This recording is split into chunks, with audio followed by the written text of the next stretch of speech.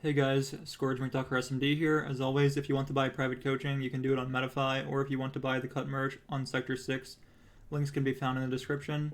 This is my second TI replay review. The first one got a lot more views than some of my other recent videos, so if you're new here and like this content, feel free to subscribe, leave a comment, or like the video. But yeah, in this game, Liquid last picked Night Stalker for MATU. Blitz, their coach, came on stage after the draft and said that they pretty much just let MATU choose his hero for himself, and he chose Night Stalker. Night Stalker currently only has 2 picks in this tournament, this being the second, and the other being from Team Spirit in the group stage where they played Night Stalker in the offlane and lost to Thunder Predator. But yeah, we'll look at the draft a little bit here. And I'm pretty sure the main reason they picked Night Stalker is because the enemy's carry was Drow, so you can buy a Blink BKB and close the distance, and Drow's ultimate won't work if you're melee range of him. So they want to just use the vision, find nice jumps. And they have a Lina mid who can go for more of a carry style build with Night Stalker as well. So I think Liquid a lot of the times the way they like to play is they like MATU to be on less of a greedy hero and give Mickey more of a carry. So Mickey plays Lina here and does a right click build. Mickey has also played a fair bit of Morphling. He plays Leshrac and plays really greedy on that hero as well, and he's played some SF where he's went like right click sometimes, and he tried magic damage once against Aster in the upper bracket. I think that was the other game I just posted actually, wasn't it? Yeah, it was, and it didn't go too well against the Monet Terrorblade. But yeah, in this game, the last pick Night Stalker, and I think it's not just the Drow, I think it's also for the Beastmaster here. So against Beastmaster, Night Stalker Shard allows him to eat a creep, and in Night he can eat Ancient Creeps, so it counters the Helm Dom from Beastmaster and the Helm of the Overlord as well. And in this game, the Beastmaster didn't even choose to upgrade his Helm of the Dominator because he figured Night Stalker would just eat the creeps at the start of fights, and the creeps also give a lot of gold. So yeah, and it's just a last pick overall Night Stalker pick, so there's not really much to look at into like bans or anything. They have no response pick to the Night Stalker, so yeah, I mean it's just the last overall pick. I think had it been a Naga carry, there's a chance they wouldn't have picked Night Stalker. I think Naga carry matches up pretty well against Night Stalker offlane, and you just don't have much AoE on Night Stalker unless you like go for your Aghanims. You don't really like to buy Maelstroms or Battle Furies or Radiances or anything like that on this hero. So all you really have to deal with AoE is getting your Ags, which isn't that common. But yeah, as you can see here, the Shard is the main reason I think they picked this hero, just to help them deal with the Beastmaster. So yeah, you can cast Hunter in the Night, your passive, your E, on a creep and it instantly kills it and restores your maximum health and mana as well. So it can't target Ancients during the daytime, but it can at night. So yeah, no matter what the creep's health is or whatever, you gain 25 or 35% of your max health restored and 25% of your max mana restored. And then I believe it has no mana cost on the ability either, with a 20-second cooldown only, and yeah, 125 cast range. So the cast range is really, really low, but you're really fast and mobile in nighttime on Night Stalker, and you can walk over cliffs and just find a creep to eat. And especially against Beastmaster, where he has all these creeps in the fight, even if you can't find a Helm Dominator creep, eating his creeps and just healing up 35% of your health and 25% of your mana in the middle of a fight is pretty nice. So yeah, in this game, he went for no regen to start, so something about Night Stalker is, let's see too, yeah, so I made a custom build here too, because last tournament, the Arlington Major, Entity placed top 6, and they had Saberlight standing in for Pure, and since Saberlight isn't much of a carry player, he was playing a lot of offlaners in the safe lane, and Night Stalker was one of their go-tos, so yeah, he would buy just Wand to start, and he would do the same build that MATU ends up doing here pretty much, which is Armlet, Shard, Blink, BKB. But Nullifier is pretty common usually, but MATU in this game ends up getting a Witchblade. So the reason Nullifier is really nice is in combination with your stun, or I mean your silence. They can't use items and they can't use abilities when you blink on them. They're like kind of doomed. I mean they can use like some items like BKBs and things like that nowadays. It's not like the old Nullifier where you couldn't use items at all. But it's just really strong in combination with your Crippling Fear, so Ghost Scepters and Forest Staffs can't be used effectively, or Glimmer Capes. But yeah, in this game, he went for no starting regen, because Night Stalker, I guess he has decent base regen. I'm not super sure, but yeah, he has no starting regen. He has a stick, because Beastmaster is going to spam. I think the lane should be moderately difficult, because you can't really deal with the boars, but the lane ends up going really nice for them. I guess they have Undying, who's honestly, I thought it was a really strong 5 hero going into this tournament, but it hasn't been picked that much. But they go to second phase Undying in this game here, and the last pick Night Stalker. So So yeah, they're landing Undying against 2 melee heroes, one of which is a strength hero. They tried to do some wave dragging. I think the Undying connected the waves, so he's just farming. Yeah, there's nothing too special in the lane so far because they just sort of dragged and got connected, so he's just pretty much playing straight up.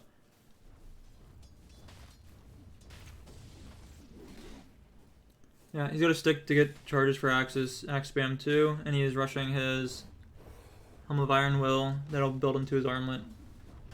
And yeah, another reason why armlet's really nice is once you have your shard, you don't really mind like the HP that you lose from it.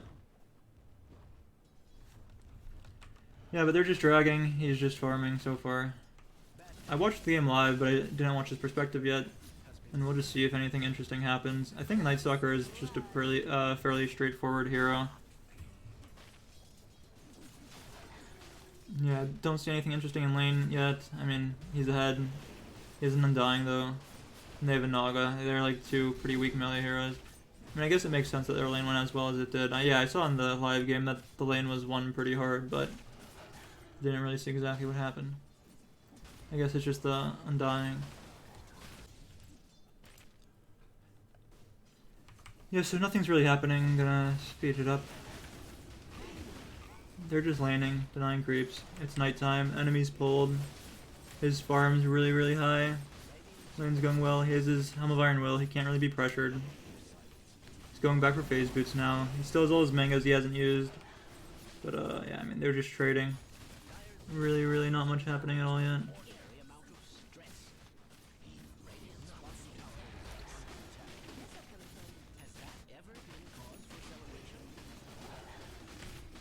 Yeah, I mean, he's just winning his lane. There's really, really nothing to say. Trying to speed it up and see what happens here. So, the mid laner ganked with a DD, I think, and found their 5, but he lived. He has his mango still he can pop, so he can fly away if they tried to go on him. Here's something kind of notable, I guess. So he went 3 for 3 and Hunter of the Night, which I didn't really think was common. You need 3 points in your Q to be able to one-shot the range creeps at this point of the game. Yeah, eventually they're going to have too much health, but at this point he could one-shot range creeps with his max Q. But, yeah, I don't know. That's interesting. I don't think Saberlight was doing that on Entity when he was standing in or anything like that. So, it looks like he's looking to gank mid now with nighttime, so let's just see why this is. So, this guy's ult's coming back up. It's a really low cooldown. The wave's pretty pushed. Beastmaster's going to be 6 in with his Helm Dom, and he can't eat the creeps. Yeah, Helm Dom's coming right now, it looks like. And you can't eat the creeps until you're have your shard, obviously. And he's not maxing his Q, so he can't really nuke them down or anything like that anyways. But yeah, so he's looking to go on mid. I guess he just anticipated them playing aggressive and doesn't really want to stay against the Beastmaster anymore with Helm Dom coming. So he gets a double kill. The lane bottom was pushed too when he left, so the pressure is going to be pretty slow. So now someone else can actually react to bottom if they want. They don't have the greatest heroes to deal with bottom. The Pango's pretty behind in his lane, so maybe he could have like dealt with bottom with more points in Swashbuckle and Lucky Shot and a point in Rolling Thunder, but he doesn't have it this game. But yeah, mid tower is also pretty low, I guess, because Lina is just a good matchup against Primal Beast. You're a ranged hero, so you can deal a lot of magic damage, harass him, so he has to leave lane, which allows you to get denies, and then this guy has to go and look for runes to heal up. But so yeah, and the fact that the Primal ganked bottom and went on the Underlord or the Dirge for the Dirge. The tower was getting harassed by Delina during that entire engagement, I assume. So it's a really nice rotation here. He ends up killing the Underlord and the Crystal Maiden, and his team gets the Naga as well, and now he gets the tower last hit probably, and he does. So he's really close to his armlet now, but it's going to be daytime soon, and he used his ult, so he's probably going to look to slow down his game a lot at this point. Looks like he's going for one more play. Pretty unfortunate that his mangoes aren't in at this point, I feel like, but yeah, they find the kill anyways. His Undying almost dies for it. He should probably have his mangoes in over his like branch or stick because he has no charges on his stick right now, or his Quelling Blade too. I guess, I mean, you can cut trees, which can be useful in the fight. But they got the kill anyways. So I mean, yeah, really nice first night for him. He got 2 towers actually and 3 kills, two last hits, and I mean, I guess he was here for this fight where the Naga died as well. So he participated in pretty much 4 kills and took 2 towers, and the top tower is full HP. So actually, that's like, yeah, I mean, this was, you know, if they lose this, they're eliminated. MATU said he won the last pick Night Stalker, and he's certainly owning one at this point. But yeah, I don't think Saberlight was doing this build. This build I did not expect to come out with the max E here at this point. I think skipping the silence at this point normally makes sense. But yeah, he got a lot done in the first night here. But yeah, his ult's going to be cooldown now. And he doesn't really have points in his Q to help him farm, so this ability's not going to do anything for a while. So, yeah, but I mean, with the 2 towers being taken, he's going to have a lot of space. It's really hard for the enemies to gank him at this point if he's farming up in this area, because these lanes can just get shoved in really deep, and they have to react to it.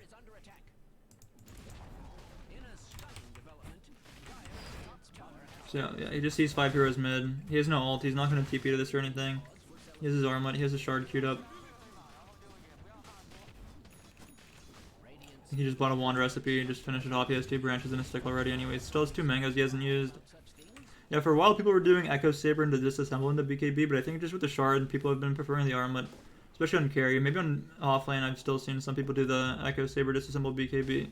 But he's just playing top, pulling the wave back so it gets safer so he can farm it. Yeah, he just wants to play pretty passive. I mean, he has his ult now, so if he does get ganked, they can potentially turn it. And he can also potentially look to take a fight now if the enemies die, if he can TP into it.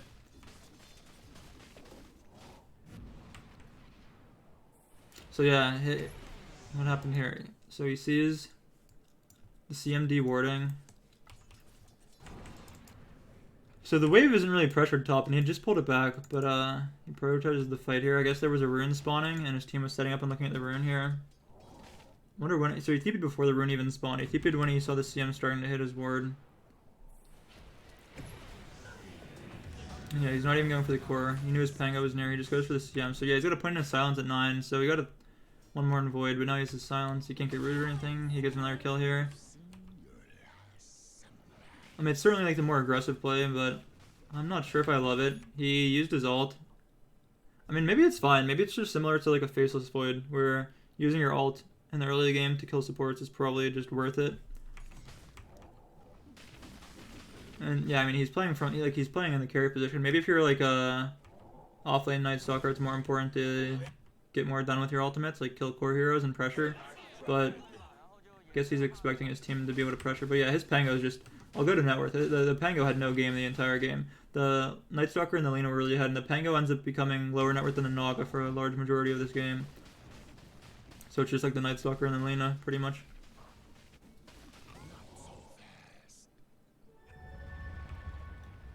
Now he's bottom with no ult. Not minute 15 yet, so he doesn't have shard to eat the creep. Pretty interesting. What's happening here? His Tusk comes to protect him a bit, because I guess he knows the Night Stalker is not that strong right now. And he's sort of stuck in the bottom lane because he used his TP here. And his team is shoving top, so even if he walks top, he's just going to be stuck farming the jungle. And you don't really want to jungle that much on Night Stalker, especially, like... I mean, in the night, you pretty much just want to run at heroes, and in the day, you're not that good at, like, jungling or anything, because you don't ever run in the night passive. So you normally want to look to farm lane creeps if possible. So, I mean, I guess it makes sense what he did, so... He pretty much played the entire night, took mid tower, took top tower, pulled the wave back to a safer spot if there was no plays to be done, and he got to farm the large camp here because he pulled, so his wave was tanking the creeps and helping him kill it quicker. And then he saw an opportunity to get a kill on a support, he TP'd for it, got the kill, and now he's playing bottom, so he's farming a wave and his support's protecting him. So I mean, yeah. Even though he only really killed a support with his second ult there, he got the tower last hit, got those 2 kills in the first night, and I mean, yeah, he's just still highest net worth by far. Or, I mean, not by, like, he's higher than the enemies by almost 1,000 on the enemy's highest, but his Lina's also really ahead. So now it's going to be the second night, and his team is sort of smoking down towards him. I guess they want to play in a way that he can connect fairly easily without having to TP. So yeah, he bought his shard. He was really rich, so he bought a casual ogre club for his BKB before his shard, because he knew he'd still have shard by 15. Minute 15, he instantly buys shard, instantly sends it. He ate a creep right away, which... I guess it was just to farm, pretty much. He's not missing that much HP. I guess it's just such a low cooldown, too. It's 20-second cooldown, no mana cost. I was thinking maybe he'd want to leave it up, so in a fight he could eat a Beast Master creep, but it's going to be up before he connects to anything anyways. Yeah, so his team was playing around him, they smoked him across. Doesn't look like he's gonna get much here, and he used his ult, but they're closing out the map pretty much. They've got like, they're all grouped up, yeah, they're just gonna force a Roche now too. They have a ward here. Guess they're gonna start pressuring bottom with the Beastmaster though.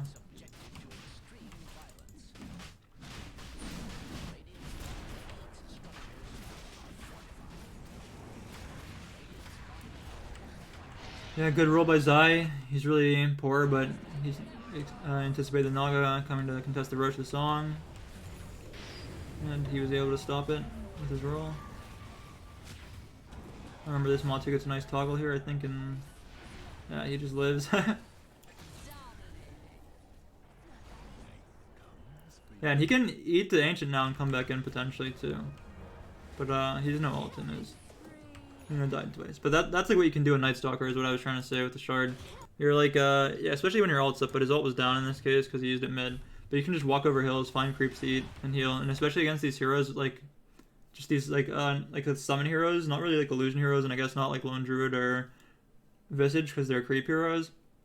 But against like Beastmaster, Brood, like Nature's Prophet type heroes, there's usually units around for you to eat, which is really nice.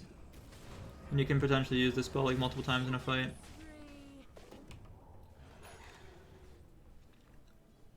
Yeah, so he doesn't really need to go to base or anything either. He's just going to continue to eat creeps. Heal up, yeah, he's just full HP now. And you don't really have mana issues either. You have so much sustain with the Shard on Night Stalker. So what happened here? What did he see here? This is a really ballsy TP when he has no BKB yet. Let me never see this again. I mean, his teammates are down, setting up on bottom. They don't really want to run up buildings in this game because they're against a Beastmaster. So they're going to get outpushed most likely. And they just want to fight them when it's night because they're strong. And yeah, Beastmaster is like forced into some weird build where he goes Wraith back because he doesn't want to upgrade his Helm Dom because Night Stalker's just going to eat the creeps.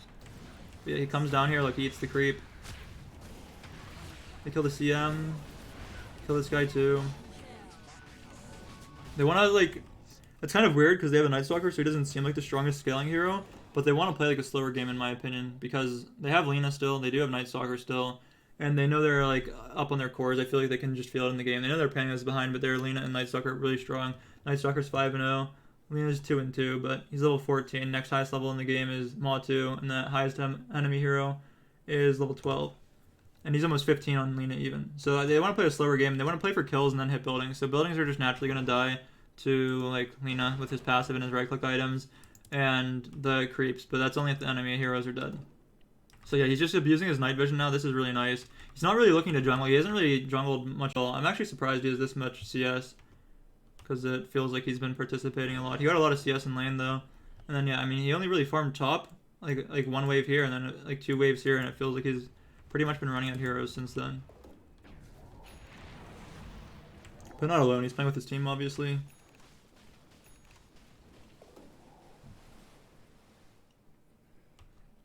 Yeah, just trying to close the map in again. No heroes were really bottom, so you're on top.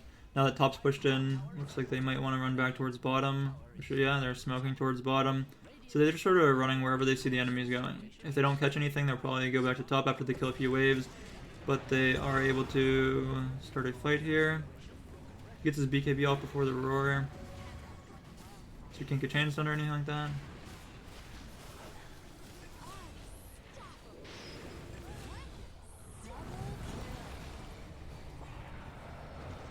Yeah, I mean, the net worth has been pretty close all game, but the Night Stalker and the Lina are just super strong and ahead. Yeah, it's actually pretty crazy the Night Stalker's more CS than the Drow, but as you can see, their Pango is taking a lot less space. Like, the Naga's taking up a lot of space on the Dire's team, so they just sort of have no strong cores. I think, honestly, in hindsight, if the Dire looked at this game, they'd probably say Naga took up too much space or something, because... Yeah, I mean, these two heroes are just so ahead. Their Pango, like, look how sacrificial everyone else is playing. Like, only the CM is really sacrificing his game over here. And Naga's taking a farm away from his Drow and his Beast. And his Primal. And he's not... Yeah, he buys, like, Tread's Ags for it. Like, it's okay against Pango, but Pango's the hero who already isn't having a great game. I mean, I guess if you can root the Night Stalker after he BKB, it's pretty decent too, but it's pretty hard to do that, I feel like, because he's going to be playing with a vision advantage normally in nighttime. And he's not going to be fighting when it's not nighttime and when his ult's down. Yes, I mean, Gold's been pretty close. They just lost their tier 2 at minute 23 though against the Beast. They've been playing down and defending it. Every time the enemy team groups up and try to push the tower, they smoke down and fight them with nighttime or with Dark Ascension. Yeah, I mean, there's not too much crazy going on in this game, to be honest. I wasn't sure. I just really wanted to go over this one because it's like a Night Stalker carry. Like I said, it's second pick of this tournament. First one was offlane, and it's like MATU's retiring after this TI, has said, and it's a 1-1 series, and had they lost this game, you know, they're just done, and they went for a Night Stalker last pick. And yeah, it's the first game it was picked on carry, first game MATU's played it in this tournament. I'm not sure if he's played it in competitive before this either, and he's bronze tier on it, so I mean, I don't know. He was just really feeling the Night Stalker here. Yeah, they tried to contest Roche again with Song, and don't get it. I mean, it's like, yeah, I mean, they have like units with Naga and Beastmaster, so I feel like that's why the net worth's close. I feel like they're not really like farming themselves. Like their experience is going to be low too, because they're just killing waves with units. I feel like every fight it feels like has won the Radiance wave, but the net worth lead isn't that high. But like I feel like their net worth on the Dire is just so fake net worth. Like you're not dealing damage on Naga with like Wraith Bands and stuff, and he has Ags, which I don't know. You don't really feel the effectiveness. This guy's forced into this weird item build because of Night Stalker. And yeah, Drow's just getting a lot of the farm taken away from him, so he doesn't have much like space to farm because his Beastmaster and Naga are killing with like illusions and stuff like that, and they have to play very grouped because they're afraid of the Night Stalker. So like the small farm that they can get is just being like taken up by units, and units, when you kill like waves with units and jungle camps with units, you know, you're normally not going to be in experience range. So it like looks a lot closer than it feels. I feel like the net worth is super deceiving in this game. It's been pretty close most of the game. I mean, now they're starting to need a lead after they get the second Roche and one other fight here. Dire is looking to desperation smoke.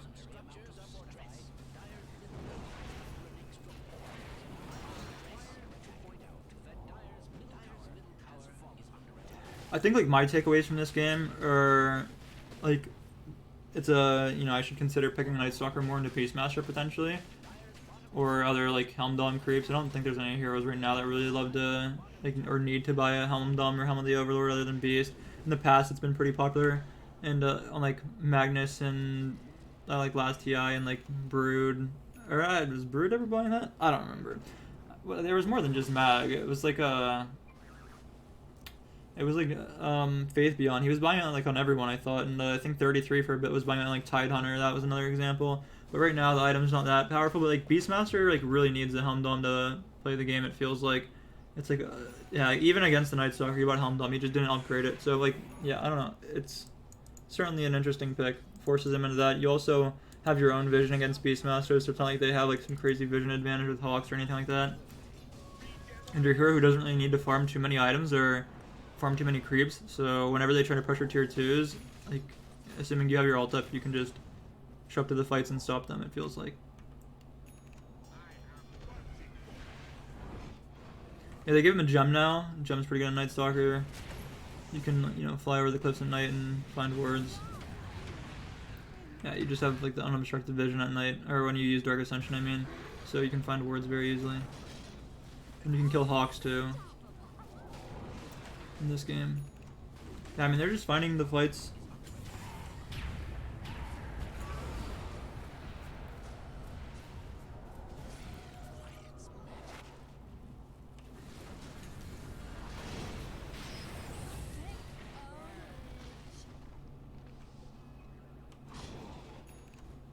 And this is also another thing with the Night Stalkers. It's a pretty nice pick when you have like greedier mids and pubs, probably. If you're playing safe lane and you get like Alchemists or Lenas or something like that, something that you can just sort of fight with and you know, allow them to deal the damage and take up more space on the map. Because I mean, even though he's still same CS as the Drow, his Lena is certainly taking a lot of farm on the map as well. And I think that, you know, they're drafting. They sort of know that Lena wants to take more farm and can buy physical items, so I think they wanted him on a less greedy hero, and Night Stalker is the one they chose because of the Beastmaster matchup and the fact that you can get on top of Drow fairly easily with like BKB, Blinks, and Dark Ascension. But yeah, he went for no Blink. Yeah, he went for AC, which is, you know, different than what I said I saw Saberlight doing. Yeah, I mean, at this point, they're just unkillable. It feels like he's never been like low other than that Roche fight, where they still got Roche and his Lena ended up dying twice, but he toggled away and lived.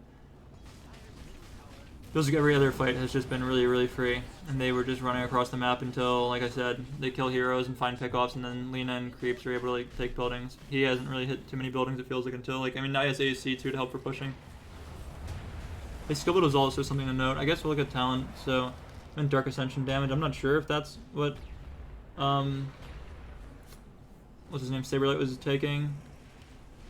I'm not sure if it's 21s either. I think Dark Ascension damage is what you always want to take, though. But I mean, yeah, Dark Ascension, duration, damage. I mean, it makes sense. Actually, you probably always want Dark Ascension duration, to be honest.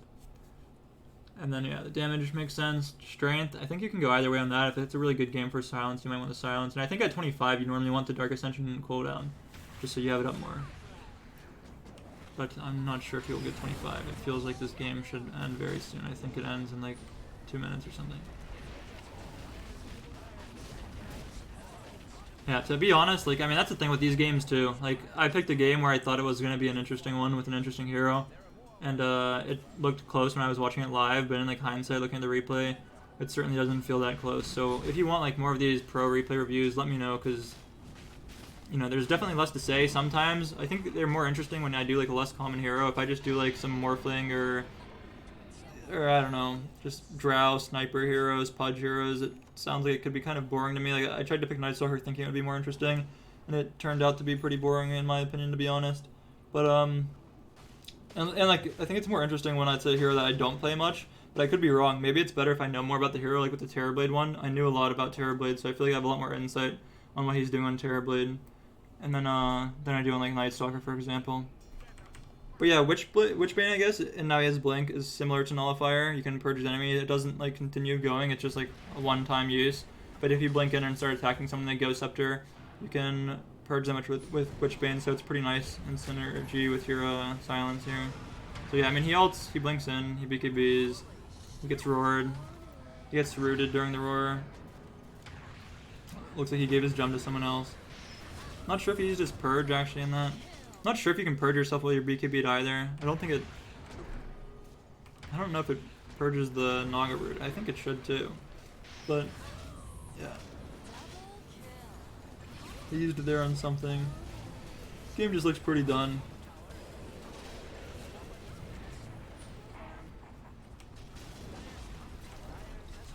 Yeah, I mean, like I said, I don't know about these pro replay reviews. This one seemed more boring than the Terrorblade one to record at least. And yeah, if you want more of these, let me know. If you have any specific games you want to watch too, like you want me to go over from TI, it doesn't have to be a character perspective. It could be any role perspective, and I'll just go over it and give my insight. If there's any interesting games you thought you saw, I tried to choose this one thinking it would be more interesting, and it wasn't really. I mean, I'll upload it anyways, but yeah, I mean, just let me know what you think. We'll look at the end screen here a bit and just see if anything else sticks out, but him and his Lina had a really nice game. He never died. He pretty much, like I said, he got like a lot in the first night. I think that was like one of the biggest things too. I think a lot of Night Stalkers want to like sit in their lane on the first night kind of and play for like a second night timing, but the second night comes at minute 15, so I think it's just too late probably. Like, yeah, the first night he got the double kill mid, got 2 towers, and then he was able to get a little bit of farm in the top lane, TP mid, kill another support, and get some more farm in the bot lane with his supports playing around him a bit. His damage isn't that crazy high, but yeah, I mean, like I said, he also picked this hero to like enable his Lina. He bought an AC, which gives his Lina, you know, more damage by giving her the enemies minus armor and giving Lina more attack speed. And I mean, yeah, you're like a vision hero. You're like more of a utility carry, and that's what like Entity was doing at the Arlington Major, since they had Saberblade standing in for Pure, who's an offlane player. They just sort of were playing with like full utility drafts and winning games by running over the enemies, but this is another take on the Night Stalker carry where they have a carry mid rather than just all run at the enemy's draft, like lineup with like Chens or whatever. But yeah, thanks for watching.